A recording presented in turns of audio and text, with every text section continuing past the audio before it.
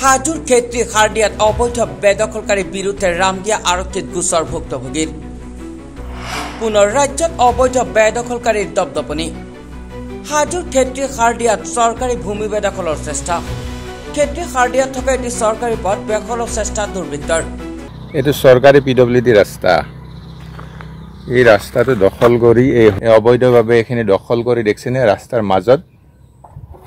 এইটো ক্ষেত্ৰীয়া ৰাইজৰ এখিনি যদি মই বন্ধ কৰি দিওঁ এখিনি ৰাস্তা মোৰ মাটিৰ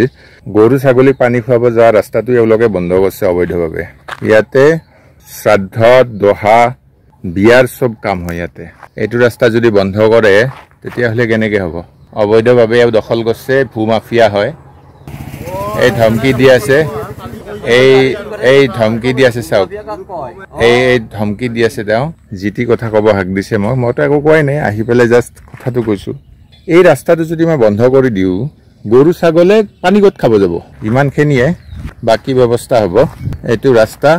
কাৰো অধিকাৰ নাই যে চৰকাৰী মাটি দখল কৰি বেলেগৰ মাটিৰ সন্মুখখিনি বন্ধ কৰাৰ কাৰো ৰাইট নাই এইটো চাওকচোন যুগ যুগ ধৰি চৰকাৰী পথ হিচাপে ব্যৱহাৰ হৈ থকা চৰকাৰী ভূমিডৰা বেদখল কৰা জাঙুৰ খাই উঠিছে অঞ্চলটোৰ ৰাইজ মূলতঃ ৰাজ্যৰ কোনো অনুমোদন নোহোৱাকৈ এই চৰকাৰী ভূমিডৰা দখল কৰিব ওলোৱাত গোচৰ তৰিলে ৰামদিয়া আৰক্ষীত হাজোৰ ৰাজচক্ৰ বিষয়া হাজো আৰক্ষী ৰামদিয়া আৰক্ষীক ইতিমধ্যে অভিযোগ প্ৰদান কৰিছে যদিও এতিয়াও সুফল পোৱা নাই মূলতঃ এইসকল বেদখলকাৰীক সময় থাকোঁতে যদি নিয়ন্ত্ৰণ নকৰে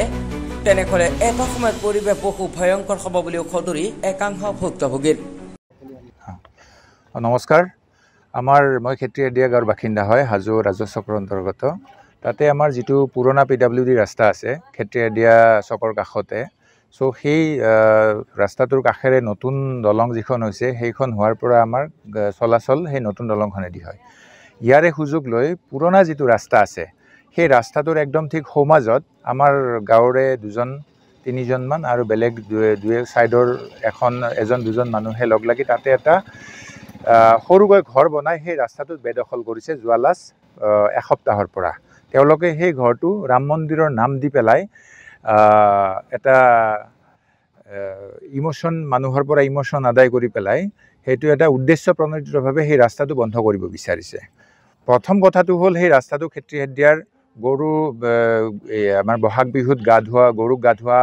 গা ধুৱাব যোৱা মেইন ৰাস্তা সেইটো ক্ষেত্ৰীয়া ৰাইজৰ যিমান বিয়া শ্ৰাদ্ধ ধৰক মাংগলিক কাম যিখিনি হয় সেই ৰাস্তাটো দিয়ে অহা যোৱা কৰি পেলাই মানুহে কামখিনি কৰে আজি যদি সেই ৰাস্তাটো যদি একেজন মানুহে যদি বন্ধ কৰি পেলাই দখল কৰে বেদখল কৰে তেতিয়াহ'লে ৰাইজৰ ভৱিষ্যতে বহুত ডাঙৰ এটা অসুবিধা হ'ব লগতে তাৰে কাষৰ যিখিনি মাটি আছে জমি আছে সেইখিনি আমাৰ তাতে যোৱা ৰাস্তাটোও তেওঁলোকে মাটিত যোৱা ৰাস্তাটোও তেওঁলোকে বেৰ দি পেলাই একদম আগুৰি ধৰিছে যোৱা পৰহি দিনা মই এই কথাটোত চৰকাৰী কিবা অনুমোদন পত্ৰ আছে নেকি চৰকাৰী কিবা পাৰ্মিশ্যন আছে নেকি সেইটো সুধিব যাওঁতে আমাৰ গাঁৱৰে হৰিণ কলিতা আৰু বৰহাদিয়া গাঁৱৰ পৰশু কলিতাই মোক বেয়াকৈ আক্ৰমণ কৰে ইয়াৰ বিপক্ষে মই ৰামদিয়া হাজো থানাত এজাহাৰ দাখিল কৰিছোঁ লগতে এছ ডি চি মেডামক এই বিষয়ে কমপ্লেইন এটা দিয়া গৈছে লিখিত কমপ্লেইন দিয়া গৈছে তেওঁ সুব্যৱস্থা ল'ম বুলি মোক আশা দিছে কিন্তু এতিয়ালৈকে নিৰ্মাণ কাৰ্যটো বন্ধ হোৱা নাই নিউজ ডেস্ক ৰিপৰ্ট